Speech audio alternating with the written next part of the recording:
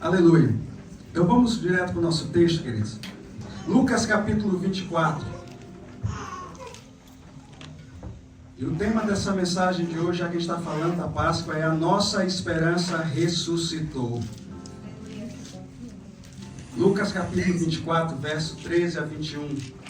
Vamos lá. Naquele mesmo dia, 2 deles estavam indo para um povoado chamado Emaús, a 11 quilômetros de Jerusalém. No caminho conversavam a respeito de tudo o que havia acontecido. Enquanto conversavam e discutiam, o próprio Jesus se aproximou e começou a caminhar com eles. Mas os olhos deles foram impedidos de reconhecê-lo. Ele lhes perguntou: sobre o que vocês estão discutindo enquanto caminham? Eles pararam com os rostos entristecidos. Um deles, chamado Cleopas, perguntou-lhe: você é o único visitante em Jerusalém que não sabe das coisas que ali aconteceram nestes dias? Que coisas? Perguntou Jesus. O que aconteceu com Jesus de Nazaré? Responderam eles. Ele era um profeta, poderoso em palavras e em obras diante de Deus e de todo o povo. O chefe dos sacerdotes e as nossas autoridades o entregaram para ser condenado à morte e o crucificaram. E nós esperávamos que era ele que ia trazer a redenção de Israel. E hoje já é o 3º dia desde que tudo isso aconteceu. Baixa sua cabeça por um instante. Pai, eis aqui a tua palavra, Senhor, essa palavra de poder e de transformação. Que nessa noite, Senhor Deus, essa palavra possa invadir os nossos corações de uma forma tremenda, Senhor, a tal modo de transformar as nossas vidas nessa noite. Nós não queremos sair daqui da mesma forma que entramos, mas queremos ser impactados pelo poder da tua palavra, Senhor. É no nome de Jesus que nós te oramos e por fé te agradecemos. Amém? Quem estava na Páscoa do ano passado, eu ministrei uma palavra também nesse texto, mas falando sobre a questão do entendimento sobre a Páscoa. O que era a Páscoa, por que a Páscoa é importante, o que ela representava no passado e o que ela representa hoje para nós. Eu quero fazer uma outra leitura desse texto nessa noite, mas aplicando essa palavra, esse texto que nós lemos, às nossas vidas hoje, a minha vida e a sua vida hoje. E por isso que quando eu estava orando ao Senhor, o Senhor falou ao meu coração de falar a respeito da esperança. E eu não estou falando do bichinho verde. Estou falando de uma esperança que vive. E uma esperança em que eu e você, nós podemos aguardar. Porque ela vai acontecer. A Páscoa é a celebração da morte e da ressurreição de Jesus. Ela acontecia no Antigo Testamento e ela foi estabelecida pelo Senhor no Antigo Testamento como uma forma de mostrar àquele povo e também mostrar a nós hoje o sacrifício de Jesus na cruz do Calvário. Ela foi estabelecida quando o povo de Israel deixou ao Egito, quando eram escravos, e se dirigiam à terra prometida. E na saída do Egito, o Senhor, ele declara, ele mostra, ele faz com que o povo realize ali a última Páscoa, a Páscoa que eles estavam realizando, representando, o sacrifício de Jesus depois de milênios, para que eles pudessem serem libertos da escravidão do povo egípcio, mas de forma espiritual para nós hoje. O sacrifício de Jesus, ele revela, ele mostra a nossa libertação do pecado, como nós cantamos aqui, do poder do mal e de tudo que influencia a nossa vida, a vida daquelas pessoas que ainda não têm a Jesus como Senhor e Salvador de suas vidas. A libertação através de Jesus. Esse é o significado da Páscoa e hoje ela representa a ressurreição. Quando Jesus morre, ela também nos traz esse significado da ressurreição de Jesus e a esperança de que um dia ele vai voltar. Ele vive e a esperança de que um dia ele vai voltar para buscar a sua igreja, para viver com ele na eternidade. Esse é o resumo da Páscoa. Agora vamos falar desse texto em que o Senhor fala Veja que esse texto ele fala de 2 homens que não eram discípulos, andavam, não eram dos 12 de Jesus. Eles andavam com o Senhor. Eles caminhavam, eles estavam talvez no meio da multidão, aquela multidão que andava com Jesus, porque eles sabiam tudo a respeito do que tinha acontecido. Mas a Bíblia fala, o texto fala que eles estavam tristes. A Bíblia diz que eles estavam a caminho de Emaús. Eu vou beber uma água aqui. A Bíblia diz que eles estavam a caminho de Emaús. Emaús, para quem não sabe, era uma cidade que não era distante, era a poucos quilômetros de Jerusalém. E para aqueles que não sabem, Emaús foi o último estado de glória de Israel. Foi o último momento em que Israel, o povo de Israel, teve glória, quando eles derrotaram ali na guerra dos Macabeus, 150 mais ou menos antes de Cristo, quando eles derrotaram ali o povo Seleucida também, que estava governando sobre a vida deles, que estava fazendo-os também ali, não cumprir os seus ritos, os seus sacrifícios, não poder exercer a sua religião, não poder viver. Aquele povo estava sendo opresso por aquele outro povo, e aí os macabeus se revoltaram, ali na revolta dos macabeus, e eles conseguiram se libertar do povo grego, medo-persa, que estava ali governando sobre eles. E a grande vitória que eles tiveram foi em Emaús, foi na cidade de Emaús. Foi o último grande ato de glória que Israel teve antes de ser governado pelo Império Romano. E aqueles 2 jovens, a Bíblia diz que eles estavam a caminho de Emaús, entristecidos. Por quê, irmãos? Porque Jesus apareceu como Messias. Jesus surgiu como Messias. Jesus veio com a promessa de ser o Messias que ia libertar o povo de Israel do jugo naquela época do Império Romano, e que Israel ia ser novamente um país, uma nação livre. Então aquele povo estava na expectativa de que Jesus poderia libertá-los e eles voltarem a ter o tempo de glória que eles tiveram há 150 anos. Mas acontece que Jesus, naquele momento, para eles, está morto. Eles viram a crucificação de Jesus na cruz, na sexta-feira. Jesus é levado por José de Arimateia até o túmulo, onde ele foi colocado dentro da gruta. E por toda a cidade, como eles disseram aqui, todo mundo estava falando acerca da morte de Jesus. E no domingo de Páscoa, no 3º dia, aqueles 2, e veja, irmãos, apenas 2 dias ou 1 dia e meio do que tinha acontecido com Jesus, a Bíblia diz que eles já estavam entristecidos, desesperançosos, eles já estavam saindo de Jerusalém. A promessa que Jesus tinha dito aos seus 12, e fatalmente aqueles que andavam mais próximos ouviram, era de que eles deveriam ficar em Jerusalém, para que a promessa viesse sobre eles, a descida do Espírito Santo sobre eles. E aqueles 2 jovens, ao invés de cumprirem ou de estarem firmes no que Jesus falou de ficar em Jerusalém, eles estavam agora caminhando de volta a Emaús. Eles estavam como que dizendo: já não existe mais esperança para mim aqui em Jerusalém, mesmo com a promessa de Jesus sobre as nossas vidas de ficarmos em Jerusalém. Agora nós vamos para Emaús.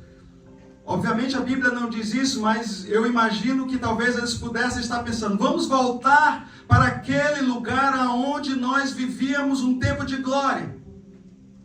Vamos voltar para aquele lugar onde de fato nós tínhamos esperança, onde de fato nós conseguimos conquistar coisas, onde de fato a nossa vida era melhor, onde de fato nós pudemos experimentar uma certa liberdade, porque a gente vivia e não tinha mais quem nos governasse. Vamos voltar para Emaús, porque lá a nossa vida era boa.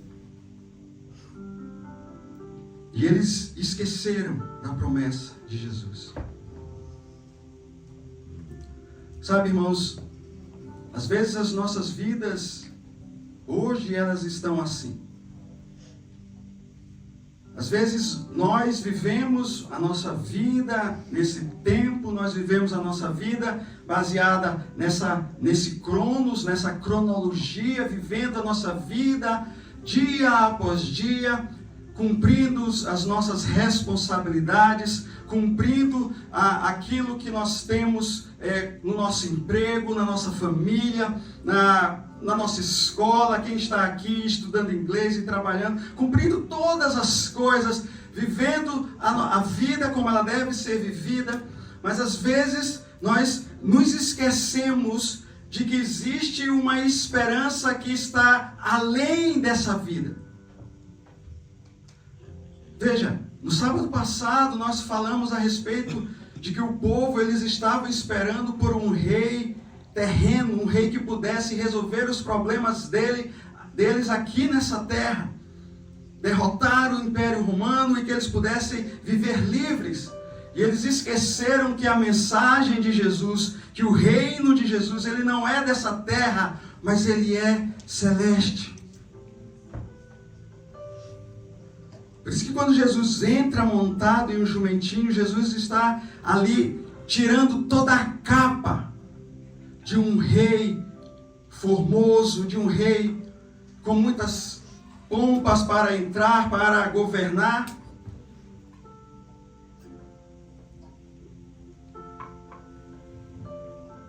E Jesus nos mostra que o reino dele para as nossas vidas não é um reino terreno. Jesus quer governar as nossas vidas, quer viver em nós, mas para que nós possamos viver com Ele uma vida muito mais sublime e muito mais além do que essa vida material pode nos oferecer. Esses dois jovens, quando eles caminham para Emaús, eles também estão dizendo que aquilo que eles buscam em Deus é apenas uma vida material, é apenas uma vida terrena. Desesperançosos, por isso eles voltam. Mas eu quero dizer uma coisa, meus irmãos. Nessa noite o Espírito Santo quer falar para nós, para a minha vida e para a sua vida, uma coisa. Em que às vezes nós nos esquecemos, porque vivemos esta vida em uma correria grande. E nós cantamos aos sábados, aos domingos. Às vezes nós nos esquecemos, como estes dois jovens que estavam caminhando para Emaús, de que Jesus ressuscitou e de que Jesus vive.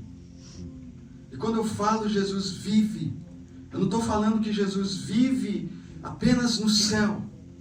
Eu não estou falando que Jesus vive apenas uma vida onde eu e você não podemos ter relacionamento com Ele. Mas Ele vive para que nós possamos viver nele.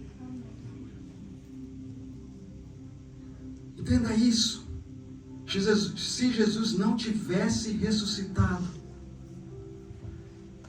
se você agora, quem já viajou para Israel, para Jerusalém, se você agora fosse lá na gruta onde Jesus foi colocado e abrisse essa gruta e você visse os restos mortais de Jesus ali, nada do que a gente vive hoje valeria a pena, meu irmão. O apóstolo Paulo, em sua primeira carta a Coríntios, no capítulo 15, a partir do versículo 14, ele diz que se Jesus não tivesse ressuscitado, ele vai dizer que a nossa fé seria vã. Ou seja, tudo que nós cremos a respeito de Jesus, a respeito da sua divindade, a respeito do seu poder para salvar, a respeito do seu poder para perdoar pecados, para curar, para libertar. Se Jesus não tivesse ressuscitado, não faria sentido algum eu e você estarmos aqui sentados, adorando a um Deus morto. Se Jesus não tivesse ressuscitado, não faria sentido eu e você abrirmos a nossa boca e declarar com fé cura sobre as nossas vidas no nome de Jesus. Se Jesus não tivesse ressuscitado, se Jesus não estivesse vivo hoje, não valeria a pena eu e você abrirmos o nosso coração e colocarmos as nossas dificuldades para Ele, não colocarmos as nossas dúvidas para Ele, colocarmos os nossos problemas para Ele. Não faria sentido algum se Jesus não tivesse ressuscitado. Então, quando você abre a sua boca e ora para o Senhor, você está declarando com fé que Jesus vive. Mas acontece que às vezes nós esquecemos disso, irmãos e irmãs. Nós, às vezes, colocamos muito mais fé. Eu vou falar uma coisa para vocês e não me entendam errado, por favor. Eu sou, para quem me conhece sabe que eu sou um homem binário. Para mim é 0 ou 1. Isso quer dizer binário. É 0 ou 1. 0 ou 1. Ou é verdade ou é mentira. Ou dá certo ou dá errado. Eu tenho um pensamento muito técnico e científico. Para mim, 1 mais 1 tem que ser 2. Mas quando Jesus me salvou, 1 mais 1 passou a ser 3. Porque no meu casamento já não era mais eu e minha esposa. Já era eu, minha esposa e Jesus. Mas no meu entendimento, as coisas têm que acontecer, ou tinha que acontecer de uma forma científica. E quando Jesus me salvou, Ele começou a quebrar tudo isso na minha vida. Queridos, e é isso que eu quero declarar para vocês, e vocês não, por favor, não entendam errado. Os médicos são importantes, sim, porque Deus deu capacidade para os médicos, Deus deu ensinamento para os médicos, a ciência evoluiu até o ponto que hoje nós duvidamos de muitas coisas, se é realidade ou se é mentira ou realidade virtual. Hoje você pode ver um vídeo e achar, e a inteligência artificial fazer aquele vídeo ser tão real que você de fato acredita naquele vídeo. A ciência evoluiu, eu não tenho dúvidas disso. Mas existe algo dentro de mim e de você que pode, como nós falamos no sábado passado, ativar os milagres em nossas vidas. E isso se chama fé em Jesus. Não é fé em qualquer coisa. Não é fé em algo que não seja Jesus, ou em alguém que não seja Jesus. Mas é fé no nome dEle. Porque Ele vive, irmãos. Ele vive. Eu não sei se eu já falei aqui, mas se você for no túmulo de todos esses homens que se declaram divinos, se você se achegar ali naquele túmulo, você vai encontrar os restos mortais deles. Mas o único que bateu no peito e disse: eu sou Deus, e provou e ressuscitou, foi Jesus. Aleluia. Vai lá em Buda, vai em Zoroastro, vai em Maomé, vai em todos estes que são declarados santos, e os restos mortais deles estão lá. Porque eles morreram, mas Jesus vive. Aleluia.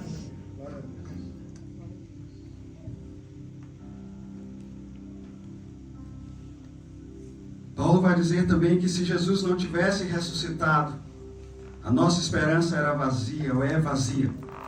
Isso quer dizer que se Jesus não ressuscitou, Ele não venceu a morte, e por assim dizer, então ele não teria nenhuma autoridade para ressuscitar aquele que crê nele nos últimos dias. O próprio Jesus falou lá em Apocalipse 1,18: eu sou aquele que vive. Eu estive morto, mas agora estou vivo para todo o sempre. E eu tenho as chaves da morte e do Hades, ou do inferno, se você quiser traduzir.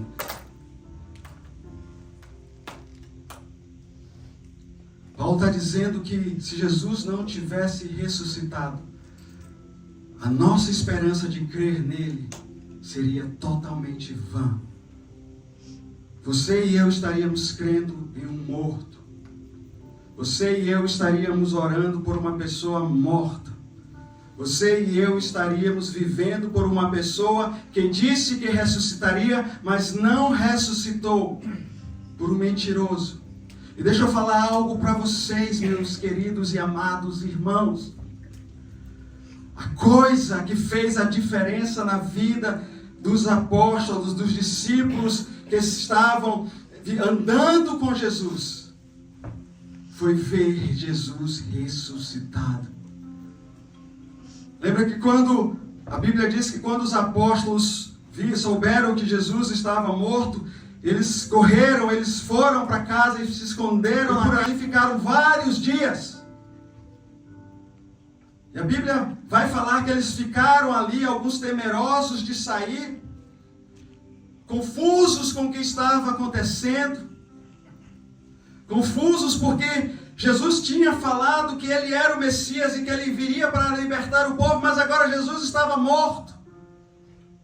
Igual aqueles dois discípulos a caminho de Emaús, eles, diferente dos apóstolos, eles não ficaram em Jerusalém, eles realmente ficaram totalmente desesperançosos e abandonaram aquilo que Jesus tinha dito. Os apóstolos estavam ali ainda receosos de fazer alguma coisa e sair, até que eles ouviram a notícia de que o corpo de Jesus já não estava mais lá. Irmão, se eu estivesse pregando isso lá na Abba Church em Perth, eu ia ouvir um glória a Deus, um aleluia tão forte agora.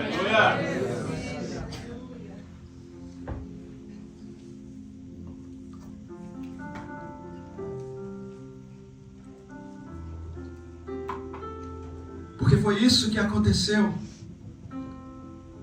Quando eles ouviram que Jesus tinha ressuscitado, que o corpo de Jesus não estava mais, alguns até correram para de fato ver.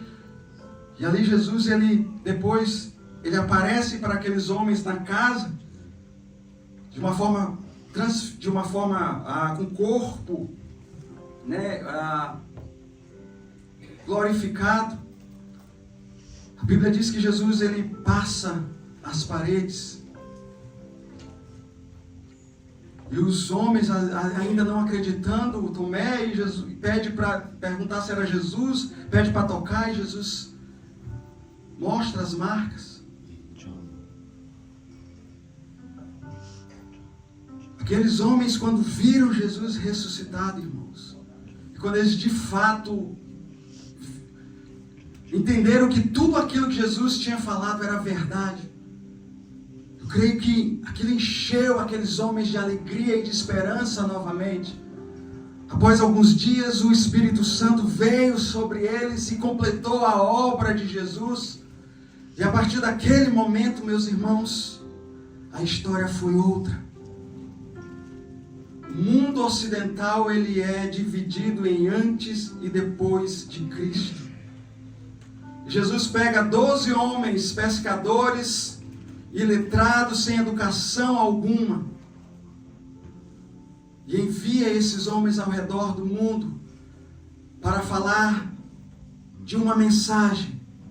E que mensagem é essa? Foi a mesma mensagem que o apóstolo Paulo pregou aos atenienses na Grécia, que Jesus é Deus e Jesus ressuscitou. E essa deve ser a mensagem que eu e você devemos ter esperança todos os dias da nossa vida. Que Ele vive, que Ele ressuscitou, e que Ele não é alguém que está longe, mas Ele está perto e Ele é acessível a mim e a você. Eu costumo dizer que Jesus está a apenas uma oração de distância. Você precisa apenas abrir o seu coração, apenas abrir a sua boca e clamar esse nome, Jesus. Jesus. Às vezes nós estamos como o cego Bartimeu, que estava à beira do caminho, e ele ouviu que Jesus ia passar e ele não teve dúvidas, ele começou a clamar esse nome, Jesus, Filho de Davi. Jesus, Filho de Davi, tem misericórdia de mim. Às vezes nós estamos assim, queridos, nas nossas vidas, marginalizados.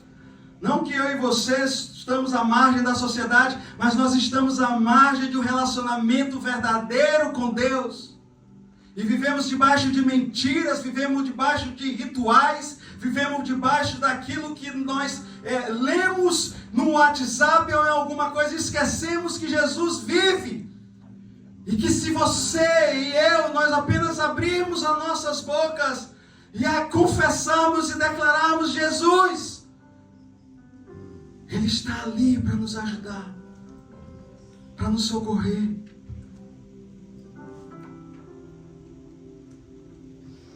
Sabe o que o apóstolo Paulo diz nesse mesmo texto de Coríntios?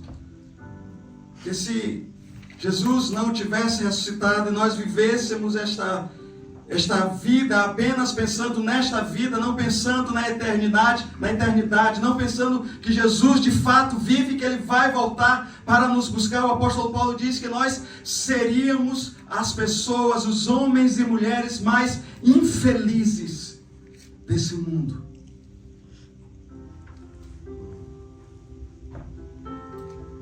Infeliz aqui no original grego não quer dizer infeliz que você é triste, mas que você e eu, nós vivemos uma vida lamentável, uma vida de lástima.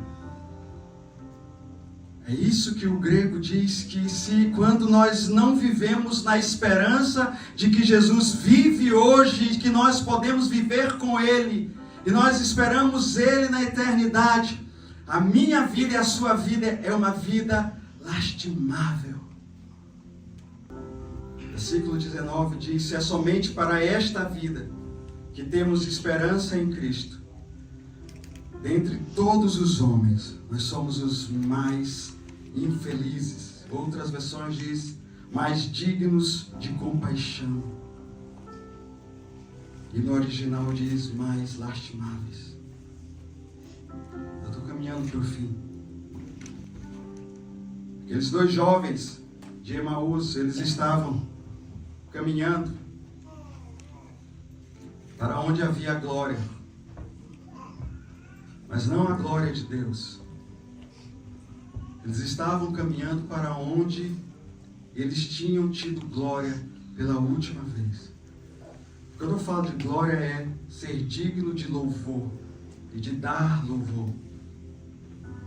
Então aqueles homens estavam colocando as suas esperanças novamente em algo que no passado já tinha sido digno de louvor para as vidas dele. Quando Jesus veio, para quem sabe, estava aqui no sábado também, que está acompanhando os nossos estudos bíblicos às segundas-feiras, que já sabe que Jesus ele profetizou sobre Jerusalém e sobre o trono, sobre o templo de Jerusalém.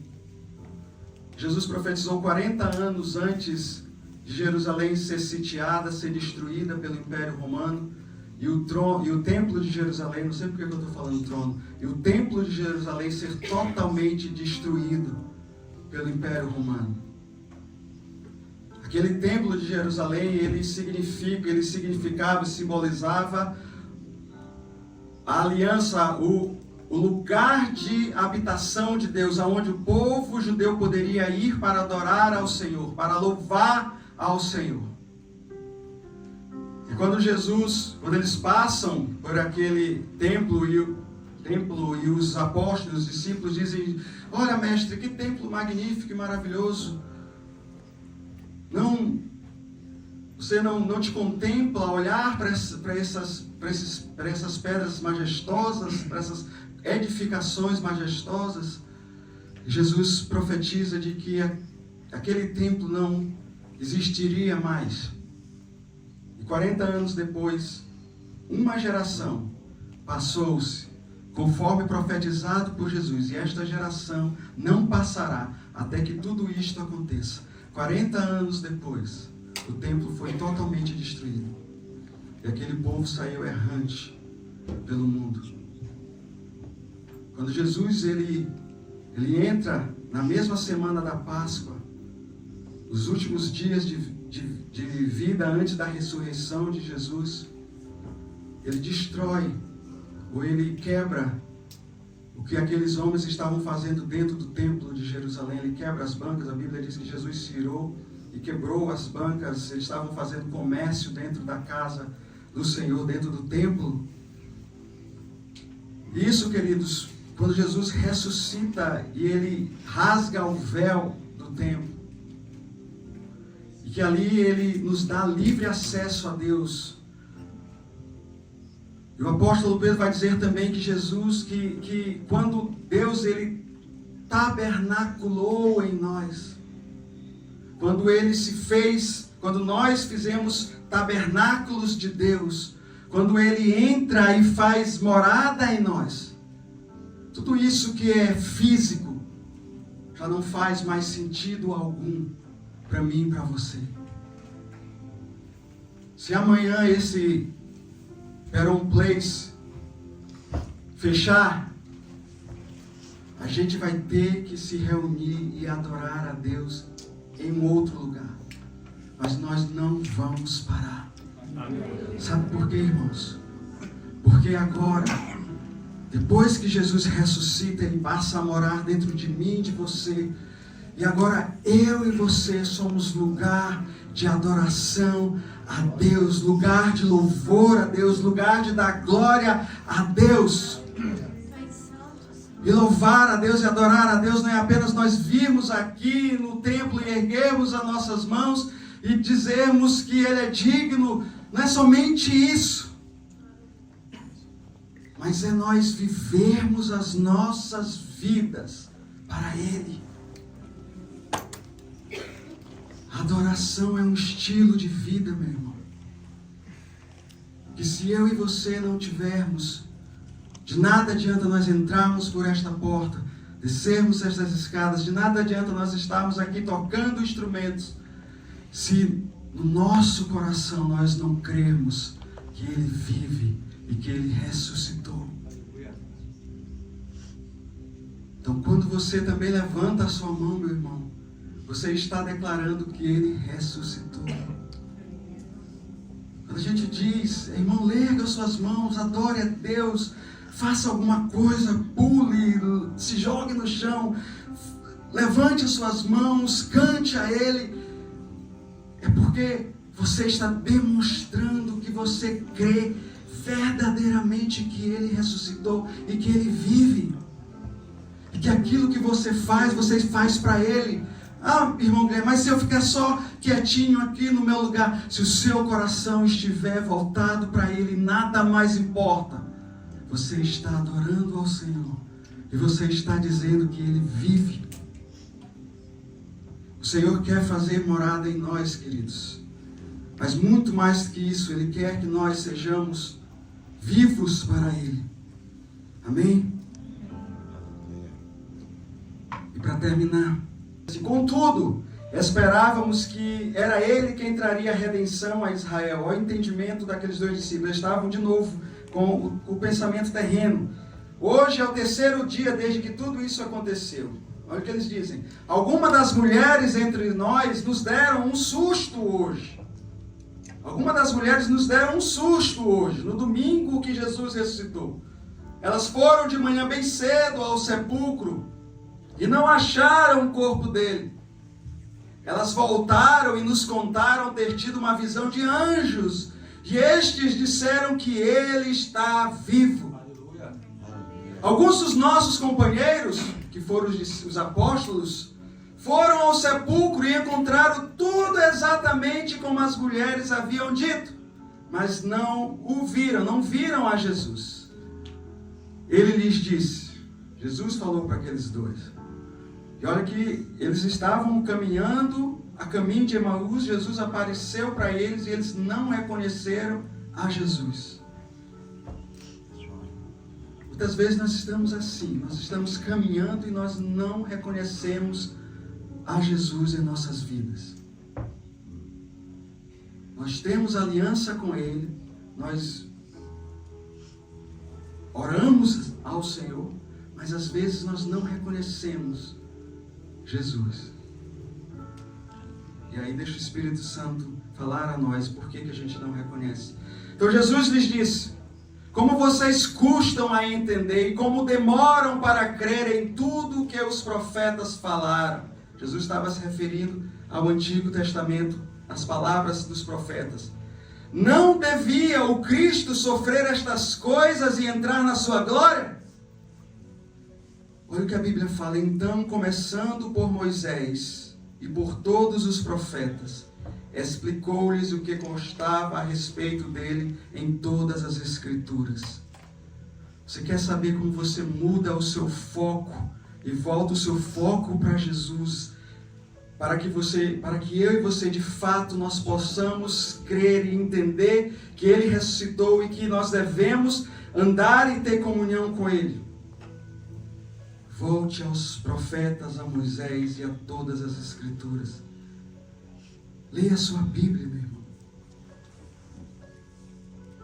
Leia a sua Bíblia. Jesus começou a explicar, a falar das Escrituras para aqueles dois jovens. Jesus começou a falar da Bíblia, começou a falar da palavra de Deus para aqueles dois jovens. Mas às vezes eu e você estamos muito longe da nossa Bíblia. Nossa Bíblia é somente um material decorativo em cima da nossa mesa, aberto dentro do Salmo de número 91, e as páginas já estão muito amarelas, empoeiradas. E a gente passa de longe dela.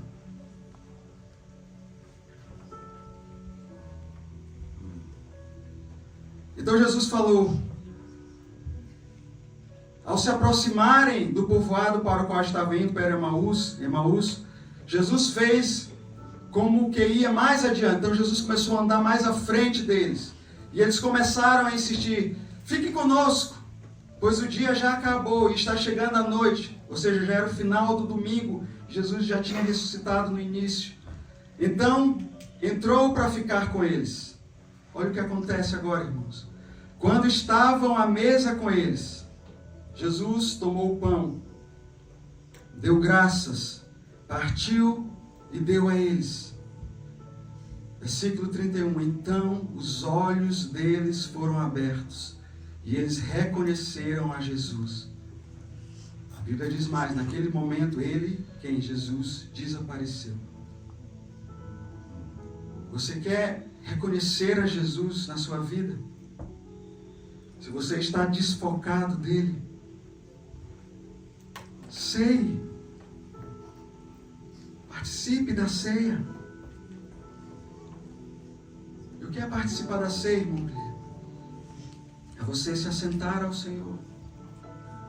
É você estar em comunhão e em relacionamento com Ele. Aqui na Abatiante nós temos uma convenção de aquelas pessoas que são batizadas nas águas, na fé cristã. Você pode participar conosco da ceia, mesmo você sendo de alguma outra igreja de fé cristã, que crê em Jesus e tem a Bíblia como sua única regra de fé e prática. Se você é batizado, participe hoje conosco, nós vamos ter ceia.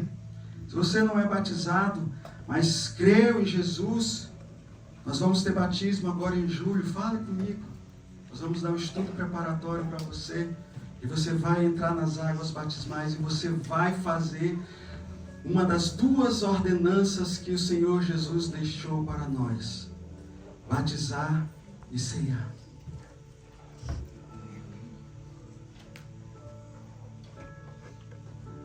gente terminar. O versículo 32 diz: então eles perguntaram um ao outro. Os dois discípulos viraram para o outro e perguntaram: não ardia no seu coração enquanto ele nos falava no caminho e nos explicava as Escrituras? Versículo 33. Imediatamente levantaram-se e voltaram para onde? Jerusalém. Mas não é para a cidade. Mas eles voltaram para a promessa. Eles deixaram a promessa de dias de glória de homens e voltaram para a promessa de Deus sobre a vida deles.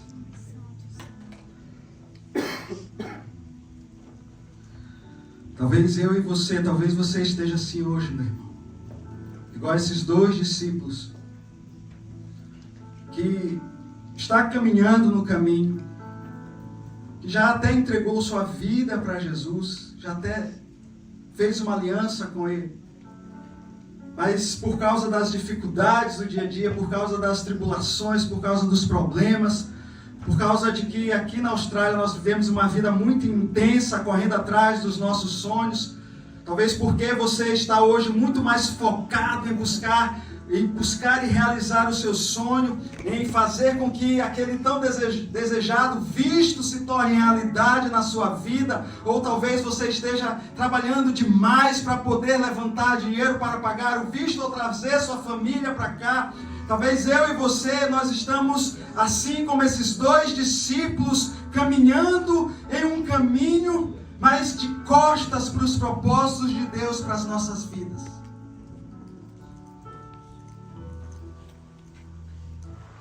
Talvez Deus já tenha feito uma promessa sobre a sua vida muito tempo atrás, e você esqueceu dessa promessa hoje, e você tem buscado outras promessas que não são de Deus. Deixa eu te dar a boa notícia. O texto diz que aqueles dois jovens, depois que Jesus desapareceu, eles viraram um para o outro e disseram: não ardia no teu coração quando aquele homem falava para nós sobre as Escrituras? Foi lançada uma semente no teu coração, meu irmão, minha irmã. E vai chegar um momento, e talvez esse momento seja hoje, de que esse ardor no coração que você sente é porque o Espírito Santo, através da sua maravilhosa graça, não deixa você ir muito longe. E Ele está sempre te chamando de volta.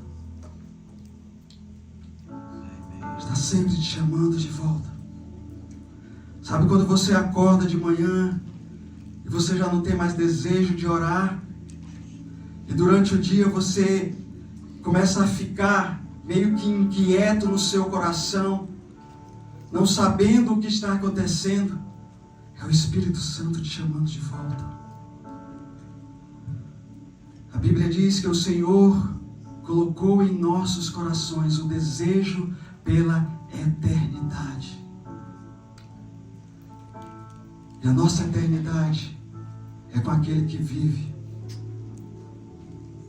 Hoje é dia de você se arrepender também dos seus pecados, de nós nos arrependermos e voltarmos para o Senhor, amém?